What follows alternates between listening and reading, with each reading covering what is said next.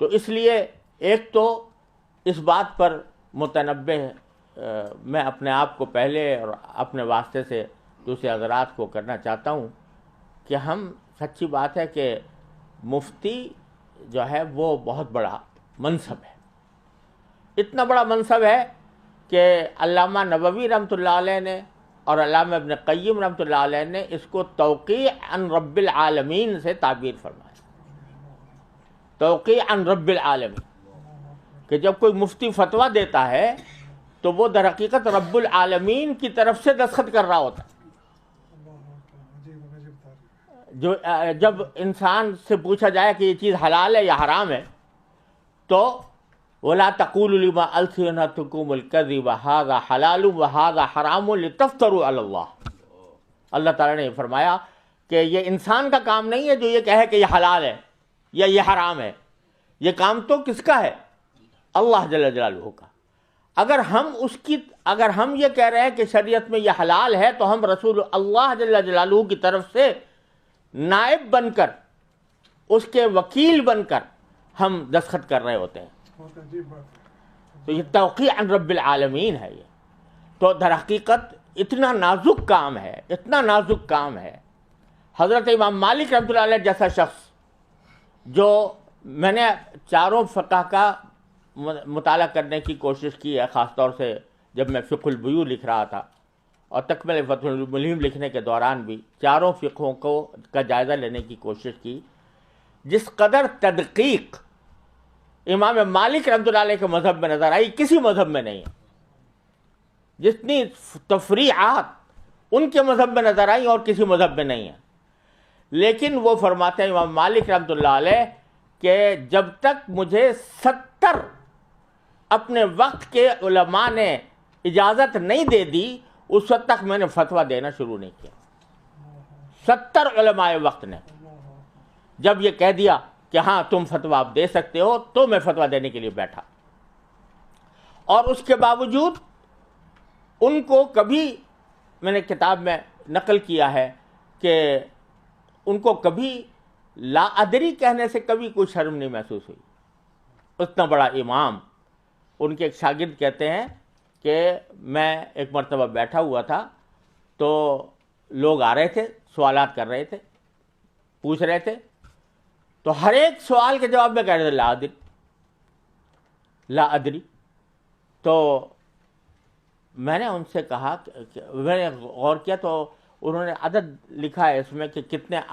سوالوں میں سے اکثر سوال کے جواب میں انہوں نے لا ادری فرمایا کہ مجھے نہیں معلوم۔ اور اللہ تبارک و تعالیٰ نے پھر ان سے وہ کام لیا کہ جس کا کوئی شمار کرنا ممکن نہیں ہے، اور حضرت امام مالک رحمۃ اللہ علیہ کے تلامذہ نے ان کا علم پھیلایا۔ اور ساتھ میں کوئی شخص، ایک مرتبہ کسی شخص نے کہا کہ حضرت یہ تو ایک خفیف سا مسئلہ ہے، معمولی سا مسئلہ ہے، تو فرمایا کہ لیس فی الفقہ شیء خفیف، فقہ میں کوئی چیز خفیف نہیں ہوتی۔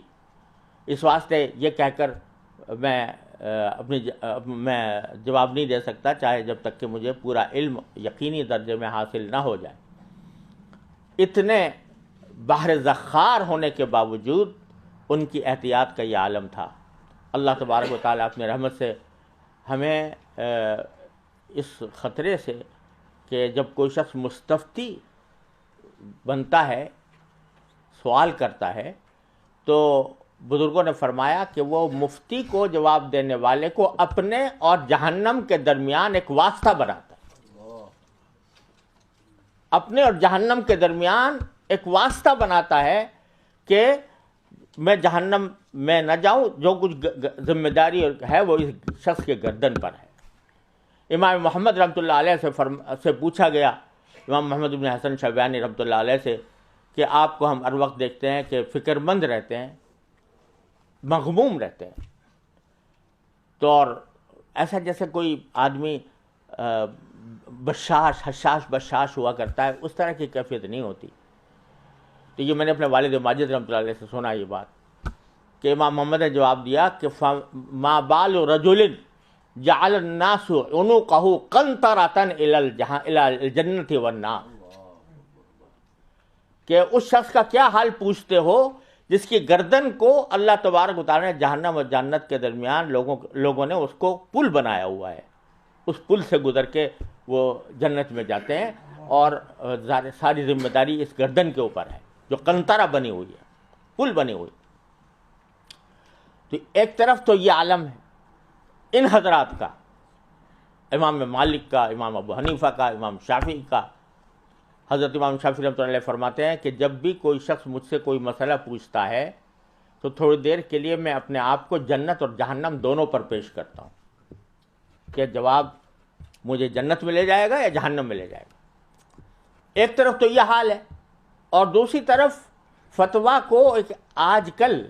ایسا بنا لیا گیا ہے کہ ہر ایک آدمی مفتی بننے کے لیے تیار ہے۔ میری رائے ہے، آئی تھنک دیٹ دس از حلال اور حرام، ہر ایک آدمی اپنی رائے پیش کرنے کو تیار ہے اور مفتی بننے کو تیار ہے۔